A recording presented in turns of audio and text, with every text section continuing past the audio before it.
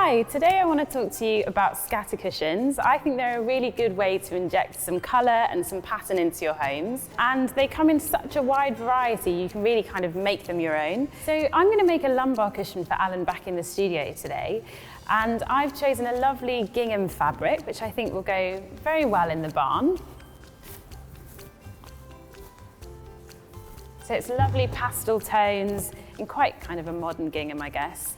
So when you're choosing your fabric, make sure that you go for an upholstery grade fabric. That just means it's going to be a lot more durable. It's going to have the relevant fire safety precautions as well, so you want it to be fire safe for your home.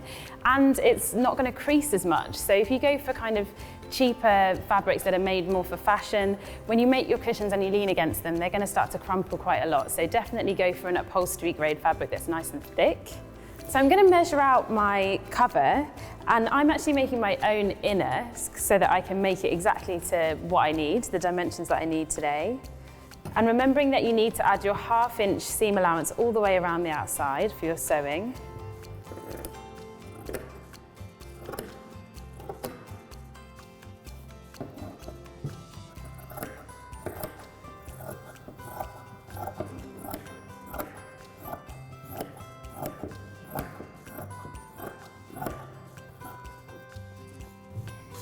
Now they're cut out, it's good practice to always mark your fabric. Sometimes you'll forget if you cut something out and then come back to it later, you'll forget which way round it goes, so it's really good to just mark it out. I'm going to keep them front to front and put them to one side while I decide what kind of decoration I'd like on here. So I've got a contrast colour here in another linen, and I'm going to cut out my design. Be as creative as you have time for.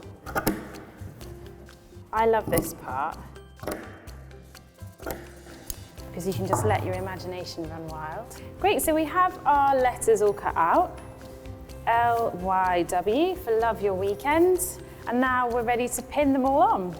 So I'm just going to position my letters where I think I'd like them, nice and central. I always put them a fraction higher because when the cushion is sitting on your sofa, you always lose a little bit at the bottom, so just put them a fraction more towards the top. Great, that's all pinned, so now we can start the sewing.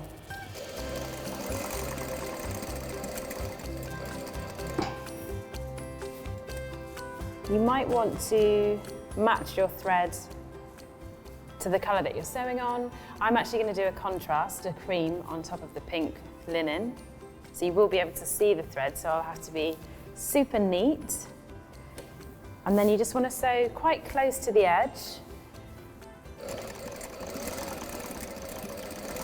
And you can take the pins out as you go. That's just to protect your needle.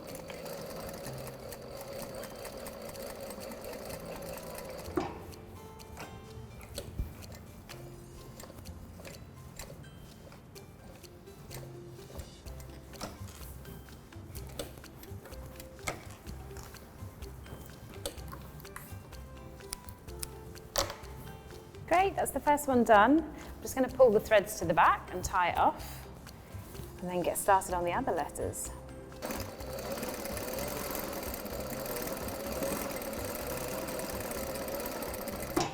So all the letters are now on, and now we can start with the frill. Put this to one side. To make the frill, you just fold your fabric back on itself, and then you make a little pleat as you go along. You might want to measure these out. I just do it by eye. And then you just sew really close to the edge, ready to attach it so that it's pre-frilled. And when you come to sew it in, you don't have to be fiddling around trying to make the pleats and sew your cushion together at the same time.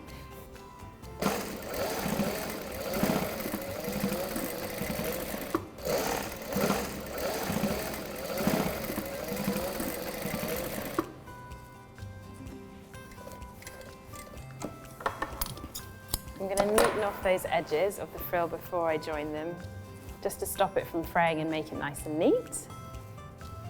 Great, so now we can join all of our sections. So our front's done, the frill's on. I've already attached a zip to the back piece, just with an extra section at the bottom, because where the frill is, we've got lots of gathered fabric which is quite tricky to sew a zip to. So we'll turn the frill inwards and then lay our back piece on top. So we do this front to front, so the best side of the fabric is facing each other inside.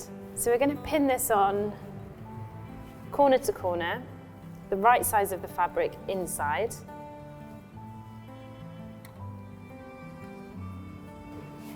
Great, so when everything's pinned, you can go back to the machine.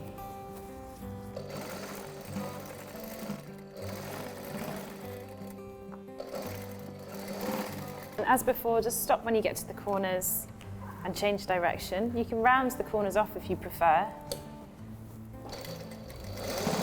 Just sewing all the way around.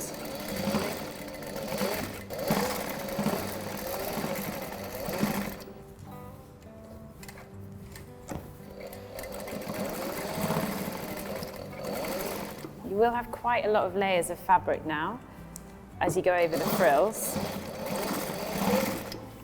Great, so there's the finished cushion. I'm really happy with the frill. I just need to put the cushion inside. I hope Alan likes it.